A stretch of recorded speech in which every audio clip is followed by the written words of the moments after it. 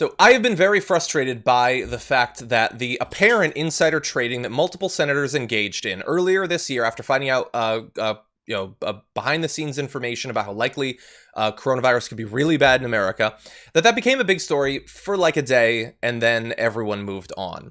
I'm hoping that will change, especially as new information from reporters is coming out about this. Now, this involves Jeffrey Sprecher, chairman of the New York Stock Exchange, and also husband of Senator Kelly Loeffler, one of those most wrapped up in this story. So let's talk about some of the exchanges in stock that her husband did. So earlier this year, he bought $206,000 in chemical giant DuPont de Nemours in 4 transactions in late February and early March. DuPont has performed poorly on Wall Street lately, but the company is a major supplier of desperately needed personal protective gear as a global pandemic strains hospital and first responders. So far it doesn't look like that stock is doing amazingly, but it would be reasonable to expect that it would in the future. And certainly at that point, that seemed like a pretty safe bet. At the same time, the couple dumped over $70,000 in stock from Ross stores and similarly almost $30K in stock from the parent company of T.J. Maxx and Marshalls. They also sold nearly $60,000 in Lululemon stock in early March, just after the stock dipped from its all-time high. And I think it's safe to assume that retail stores are going to do badly when people can't go outside and can't shop and the stores are shut down for literally months. So again, none of this is proof that she personally said that these changes, these sales and purchases need to happen. She's saying that she didn't. But it all does line up with someone who is getting information that this is going to be serious, wants to personally profit or at least minimize losses from that information, while publicly saying that everything's going to be fine. Donald Trump is doing a great job. There's no reason for you to worry about all this. The setup is perfectly fine as far as it sets them up for plausible deniability to say that, hey, this is how it all works. We have financial advisors who read the way the market's going and they give us these suggestions and advise us to do certain things, and we just do it. I'm not connected to any insider trading or information giving to me and then leading that to my financial portfolio. So you can do that, and then we don't have proof because we don't have the paperwork right there. We don't have the email or conversations that potentially blows all this up. So you can continue to ride this wave.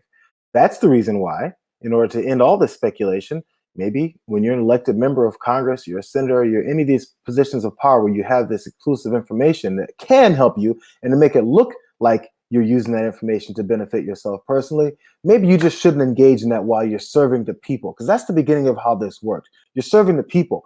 From the beginning of this country's history, being an elected official was not a money-making scheme. It was not a way to get rich. Everyone doing it wasn't supposed to be rich. Yes, they were powerful and had land ownership and all that stuff. So it's kind of set us up for that. But the vision of that was supposed to be something for people who's serving the people. It's a part-time thing. You go back and serve your district and your community. And then you come here and you represent them on a collective basis in DC, right? That's how it's supposed to work. So when do we start getting into stock buying and selling and inside information, all those trading things that are happening?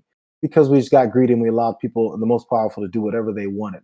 I know we can eliminate all that speculation. You won't have to hear about me saying that you're an inside trader, that you're a liar, that you're a criminal, if you just don't engage in that while you're elected. Yeah. And if you want to engage in it, don't get elected. Yeah. Yeah, and I guess because they've been allowed to do this for so long, people react to the idea of the change as something extreme. But like, if you want to have this great amount of power, and if we talk about it as service to the country, why would we assume that you wouldn't give up anything to do that? You give up all sorts of freedoms to serve in the armed forces. Absolutely. Senators are supposed to just get benefits?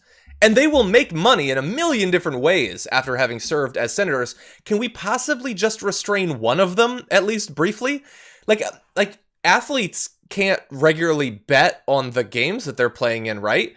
Like, what if cops could bet on like crime rates and particular types of crime? Anything you have a personal ability to exercise influence over, to control an outcome, why would we allow you to personally profit from that when that could obviously influence how you do? The athletes theoretically could throw the game. That's the concern. We don't think a senator could throw a stock. We don't think that Kelly Loeffler, who's been in the Senate for a couple of months at this point. Oh no, her connection, her reverence for America is too strong to ever do anything unethical. Who actually thinks that? They shouldn't have stocks. No one does. Yeah, and thankfully some people, still, AOC is trying to stop them from having it. It should be required. And this is the story that could break through to people. But unfortunately, not enough people are focusing on it. who was our I think it was a congressman from New York who went down with his son for insider trading. Oh, Michael something. Anyway, we'll look him up. But this was last year, even a year before maybe, that absolutely busted on insider trading. That there was no question about it. He was using his influence. Was it the first representative that endorsed Trump? Didn't may have been one of those? That might have been Congressman insider trading. Anyway, yeah. But again, there's. It's not like it's unprecedented. My point is that it's not unprecedented. Whether or not members Collins, maybe Michael, one of those. That sounds right. Whether or not it's not an unprecedented thing for them to actually be doing this. So if you want to avoid being like him, don't even get yourself in this situation in the first place.